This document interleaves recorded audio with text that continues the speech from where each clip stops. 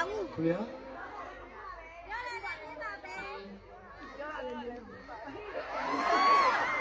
ကျွန်တော်ပြောအောင်ပဲဒိုင်ဦးမှာကတော့လေအဲ့လိုအမကိုတယောက်ပဲညီမသိရမလားညီမသိရမလား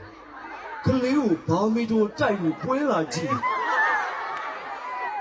ကျစအမအဲ့လိုလုံးလာလားအဲ့လိုလုံးလာလားအဲ့လိုလုံးလာဆိုလည်းကလေးတော့ပြန်ခေါ်လိုက်ပြီးတော့မှလာပြန်ကြည့်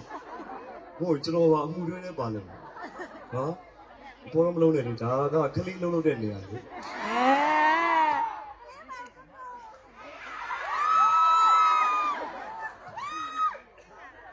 ကလေးလေးလုံးလို့မရငါတယောက်တည်းကိုဘာဖြစ်နေလဲမသိဘူးဒီလိုဘာဖြစ်ချွတ်ချွတ်ဒီတဲ့နေ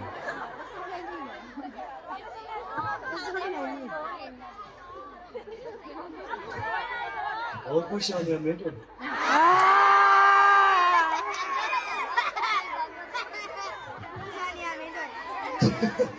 စကားကိုပြောရစီလို့ခဏလေးကကျေးဇူးများကြီးတင်ပါတယ်ကျွန်တော်